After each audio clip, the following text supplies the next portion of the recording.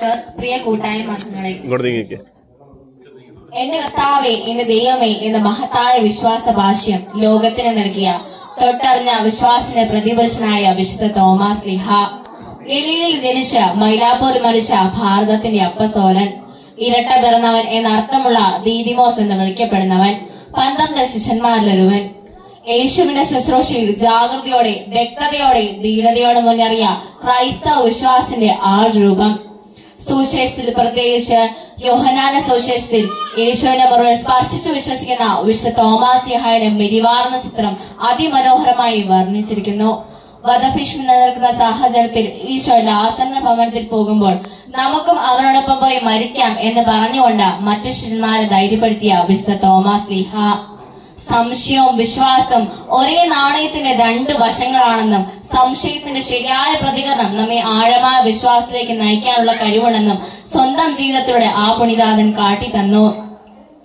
താൻ നേരിട്ട് കാണാതെ വിശ്വസിക്കുകയില്ല എന്ന തോമാസ് ലീഹയുടെ നിർബന്ധത്തെ യേശു വാത്സല്യത്തോടെ സ്നേഹത്തോടെയാണ് ചേർത്തണച്ചത്. ഞാനാകുന്നു വഴിയും സത്യവും ജീവനും എന്ന ഈശോയുടെ അതിമനോഹരമായ പ്രഖ്യാപനത്തിന് നിമിത്തമായതും വിശുദ്ധ തോമസ് തന്നെയായിരുന്നു. അദ്ദേഹം പകർന്നു നൽകിയ വിശ്വാസം കാലിക പ്രശ്നമാണെന്ന ഉള്ളറിവിൽ നിന്നാണ് സീറോ മലബാർ സഭ അദ്ദേഹത്തിന്റെ ചരമദിനമായ ജൂലൈ 3 ദുഃഖാന തിരുനാളായി ആഘോഷിക്കുന്നത്. 1-ാം നൂറ്റാണ്ടിലാണ് ക്രിസ്തുവിന്റെ ഊർജ്ജസ്വല ശിഷ്യനായി ഈ പുണ്യനാഥൻ ജനിക്കുന്നത്. എത്തോപ്യ, പേർഷ്യ എന്നിവിടങ്ങളിൽ വചന പ്രഘോഷണത്തിന് ശേഷം AD 52 അദ്ദേഹം കേരളക്കരയിലെ കൊടുങ്ങല്ലൂരിൽ കാലുകുത്തി.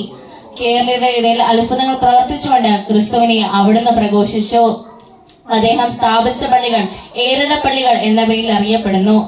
തമിഴ്നാട്ടിലെ മൈലാപ്പൂരിൽ വെച്ച് ക്രിസ്തു വർഷം 72 അദ്ദേഹം ശത്രുക്കളുടെ ശൂലം കൊണ്ട് കുത്തേറ്റ് മരിച്ചു. നമുക്ക് ക്രിസ്തീയ വിശ്വാസം പകർന്നു നൽകിയ വിശുദ്ധ തോമാസ് ലീഹയുടെ ജീവിക്കുന്ന സുവിശേഷ സാക്ഷ്യത്തിന്റെ ആഴവും പരപ്പും നെഞ്ചിലെത്തിക്കൊണ്ട് ഈ വിശ്വാസം തലമുറയിലേക്ക് പകർന്നു നൽകാൻ നാം പ്രതിജ്ഞാബദ്ധരാകാം. ക്രിസ്തുവിന്റെ മുറിവിൽ സ്പർശിച്ചുകൊണ്ട് എന്റെ ചങ്കാണ് ക്രിസ്തു എന്ന് ഏറ്റുപറയാൻ, ഹൃദയത്തിൽ അഗ്നിയും കാലിൽ ചിറകുമുള്ളവരാകുവാൻ, കൃപയുടെ സ്നേഹത്തിന്റെ ഉൾക്കരുത്തോടെ മുന്നേറാൻ നമ്മെ ഓരോരുത്തരെയും പ്രചോദിപ്പിക്കട്ടെ എന്ന് ആശംസിച്ചുകൊണ്ട് ഞാൻ നിർത്തുന്നു. നന്ദി, നമസ്കാരം. ജയ് ക്രൈസ്റ്റ്.